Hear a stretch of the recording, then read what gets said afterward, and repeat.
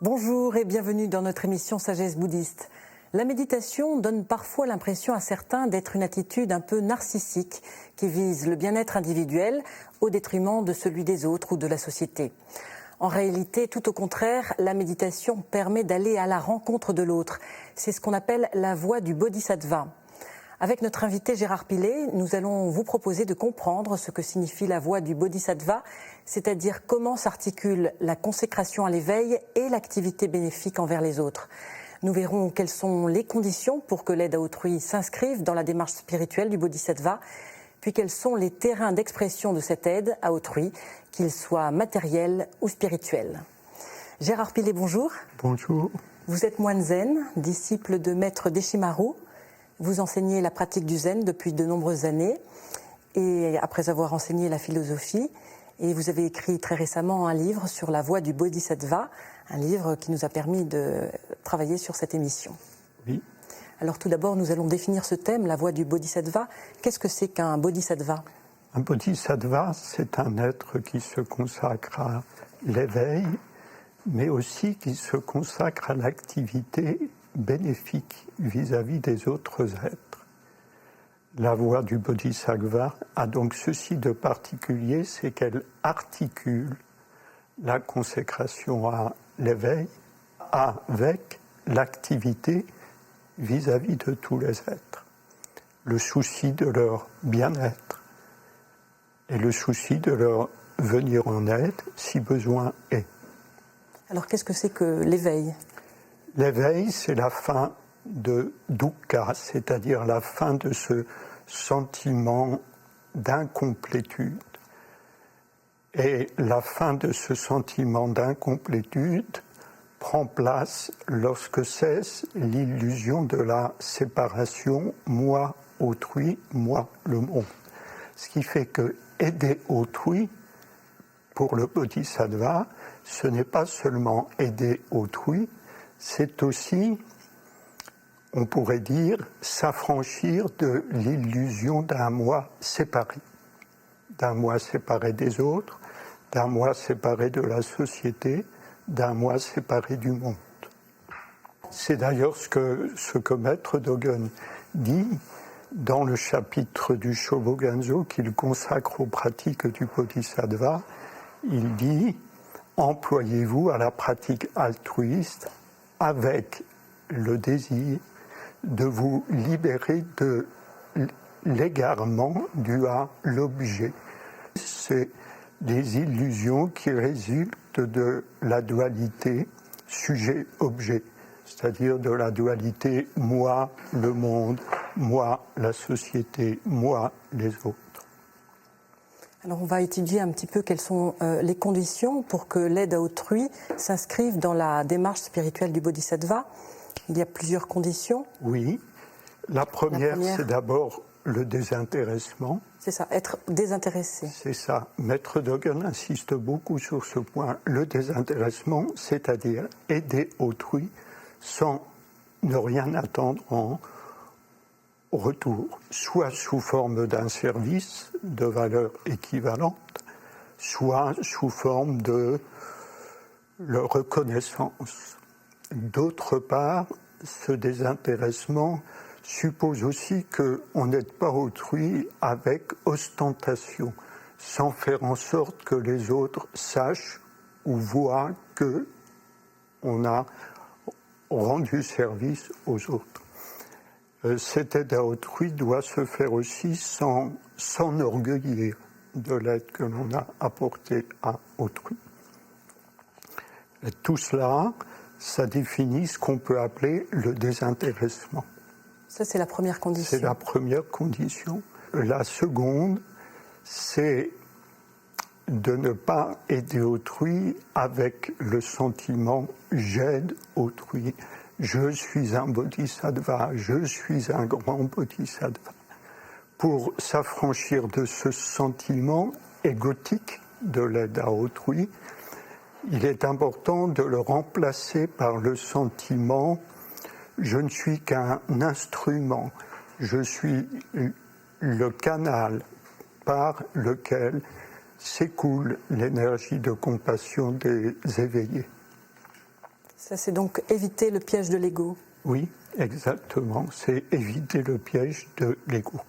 Le Sutra du Diamant insiste aussi beaucoup sur ce point, disant que le bodhisattva qui est attaché à l'idée de son moi, de sa personne, n'est pas un vrai bodhisattva. Et quand cette seconde condition est bien respectée, il y a une aide à autrui, mais il n'y a personne pour s'en attribuer la paternité ou le mérite. Alors, il y a une troisième condition. Oui, c'est celle qui consiste à aider les autres sans considérer qu'il s'agit des autres que moi, mais en considérant que les autres, c'est en vérité mon véritable soi-même. Et c'est en effet à la réalisation de ce véritable soi-même que nous conduit la fin de l'illusion de la séparation.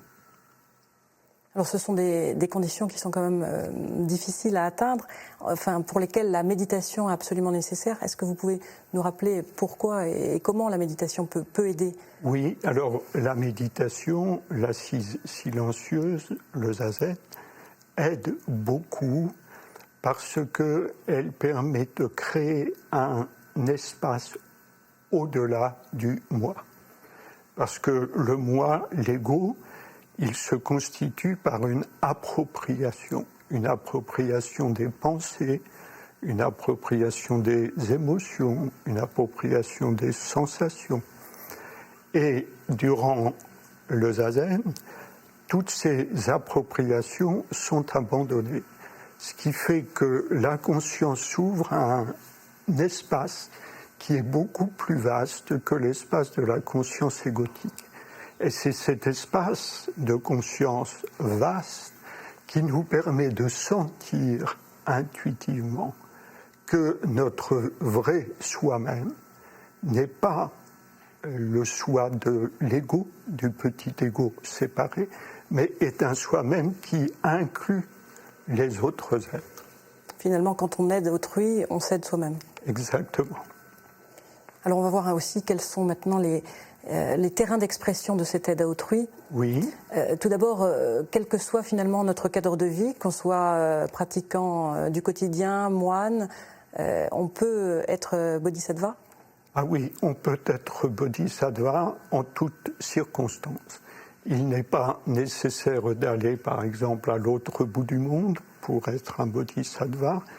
Il n'est pas nécessaire non plus d'être dans un temple, un monastère. Ça peut être le cas, mais ça peut être aussi dans toute autre circonstance, comme la vie professionnelle, la vie familiale, et puis aussi l'ensemble de ces rencontres qui se produisent au fil d'une journée. Par exemple, on va chez le boulanger chercher son pain. On peut être aussi un bodhisattva si on adresse à la boulangère qui nous sert le merci qu'on lui doit, le sourire éventuellement qu'on lui donne, etc. Alors justement, on va regarder un petit peu quels sont les lieux où se manifeste l'aide à autrui. Tout d'abord, l'aide matérielle, par exemple. Oui, alors en ce qui concerne cette aide matérielle, il faut avoir non seulement de la compassion, mais aussi du discernement. C'est-à-dire ne pas attribuer n'importe quoi à n'importe qui. Là, par exemple, si je donne par exemple de l'argent à un mendiant, en sachant que cet argent va être utilisé par lui pour se procurer de l'alcool, je contribue à la déchéance physique de ce mendiant et je ne l'aide pas. Beaucoup plus efficace à ce moment-là serait de lui donner soit des vêtements, soit de la nourriture, plutôt que de l'argent quand je sais que cet argent n'aura pas l'utilisation souhaitable pour lui. Alors, un autre terrain d'expression, Gérard Pillet, c'est celui de la parole bienveillante. Ça paraît tout simple et pourtant c'est difficile. Oui, la parole bienveillante. Maître Dogen dit « Ayez cette pensée au cœur quand vous vous adressez à quelqu'un l'éveillé porte les êtres dans son cœur comme ses nourrissons. C'est-à-dire, ayez cette pensée que l'être auquel vous vous adressez, c'est un être qui a en lui le potentiel de la nature de Bouddha. Et donc, parlez-lui comme si vous parliez à quelqu'un d'éminemment respectable et digne de respect, parce qu'il est respectable et digne de respect.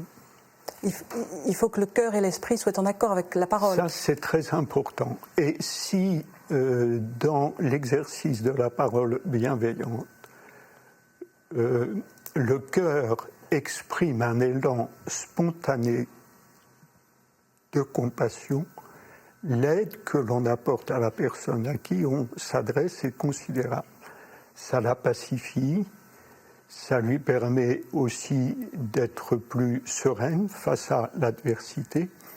Et dans les cas où un conflit est sur le point d'éclater, si au lieu d'apporter une parole d'agressivité, j'apporte une parole bienveillante, je désamorce bien souvent le conflit naissant.